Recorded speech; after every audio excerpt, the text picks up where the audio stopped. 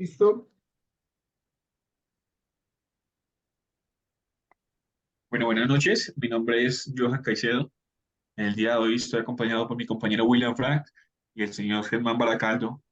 Vamos a estar trabajando un pequeño conversatorio como parte de la etapa final del curso de psicología política.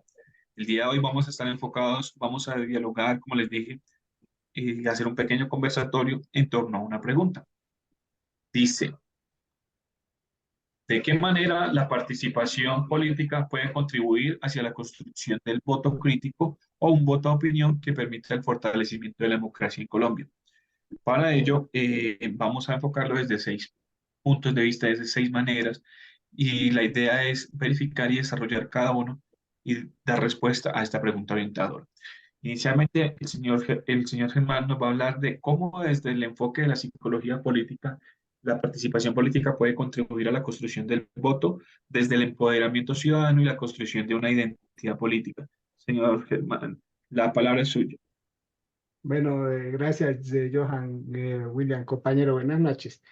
Hay algo que quiero hacer una claridad primero y es que toda actividad de libre desarrollo que tienda a propender por el bienestar común, presentada como una propuesta de construcción para ser aplicada desde los estamentos de poder por medio del respaldo voluntario y popular, contribuye a fortalecer la democracia de cualquier país, en cualquier lugar, ¿cierto?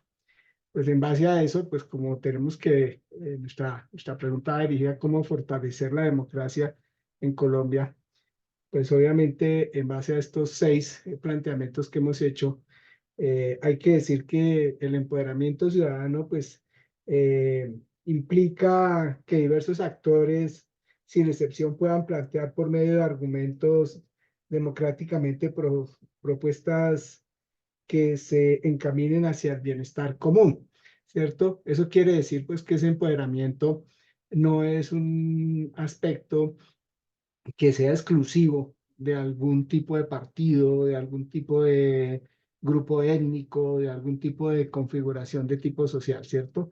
Entonces, ese empoderamiento precisamente es la capacidad que tiene la ciudadanía de poder participar y de tomar esas acciones que le permiten formar parte de esa construcción para el cambio, ¿cierto? Bueno, entonces, continúa nuestro compañero Frank con la construcción de identidad política. Bueno, Frank,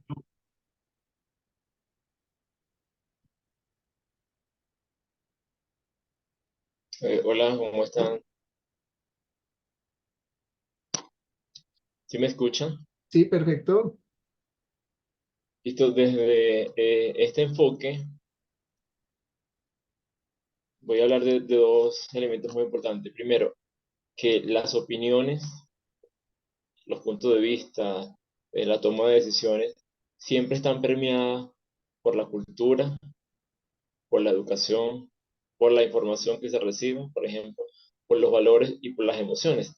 Y eso justamente pasa en el ejercicio del derecho que tenemos como ciudadanos de votar. Llega un punto en que ese voto, finalmente, unos segundos antes de ser emitido, va a estar influenciado por todos esos elementos. Entonces, yo miraba, por ejemplo, todo el territorio nacional. Hay gente que va a estar limitada por el tema de la información. Va a tener una información parcial o una información a media o una información sesgada y eso va a influir en el ejercicio de su derecho, ¿sí? Por ejemplo, hay otros territorios en que el factor de la educación es un poco precario, es decir, han sido comunidades que, por ejemplo, les ha faltado estructuras que le ayuden a formarse un pensamiento crítico, ¿sí? En relación a la responsabilidad que tiene como ciudadano, ¿sí? Habrá, por ejemplo, otros sectores, otros territorios de la geografía nacional que estarán influenciados por las emociones, ¿sí? Habrán elementos importantes que las personas que están necesitando esos votos apelarán al tema del sentimiento, ¿sí? Entonces yo creo que para la construcción de ese voto crítico, de este voto que realmente contribuya a producir un cambio en cualquier estamento del Estado, es importante que veamos que ese voto, esa construcción de ese voto crítico, va a estar permeado por todos esos elementos, ¿sí? Y el otro elemento que le iba a hablar es que uno de los mecanismos que contempla la Constitución de Colombia es justamente el ejercicio del voto, ¿no? Que es el elemento clave de la democracia. Y aunque normalmente los resultados siempre nosotros no, lo vamos a manejar en mayorías y minorías, lo importante es que el ciudadano comprenda que pudo ejercer su derecho primero, segundo, manifestó una opinión, ¿sí? Ya sea por un candidato, ya sea, por ejemplo, cuando hablamos de referéndum, cuando hablamos de plebiscito, es importante que el ciudadano comprenda que pudo emitir su opinión, ¿sí?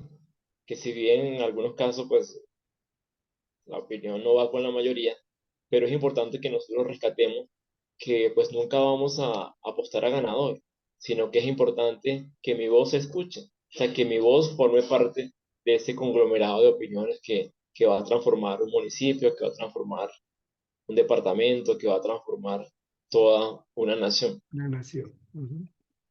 Ahí mi intervención en relación al pensamiento crítico.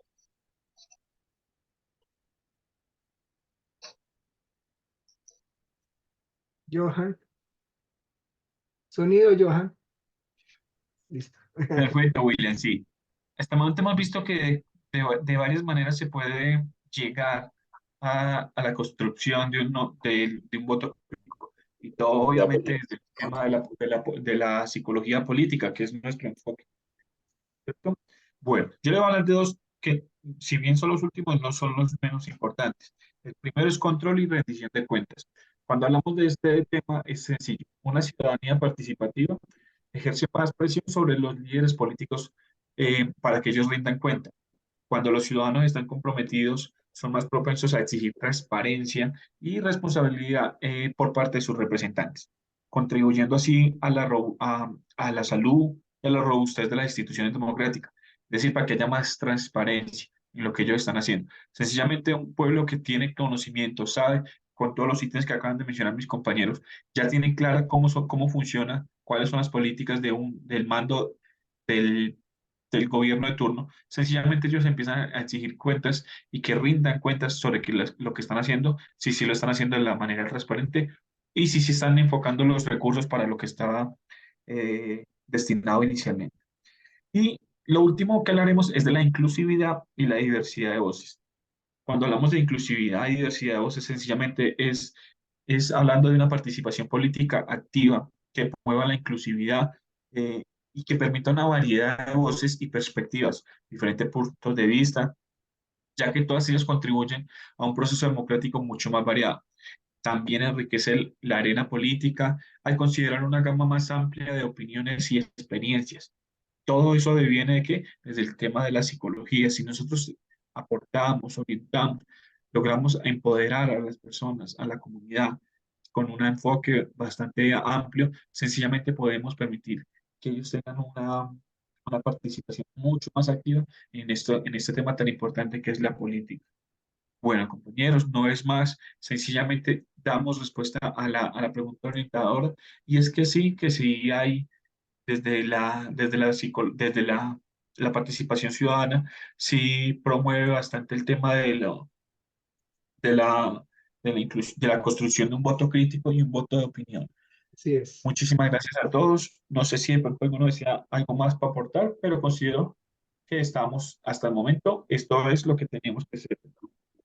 Muy sí, bien. yo creo que es importante que tengamos en cuenta que uno normalmente vota es para que a uno le vaya mejor. O sea, normalmente Exacto. cuando expresa su opinión es porque uno quiere un cambio, ¿sí? Sí, así Porque es. uno está anhelando que las cosas mejoren, ¿sí?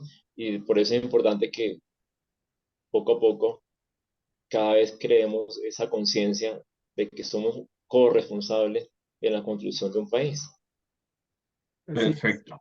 Bueno, compañeros, pues creo que todo esto también tiene que ver con todo lo que nos identifica como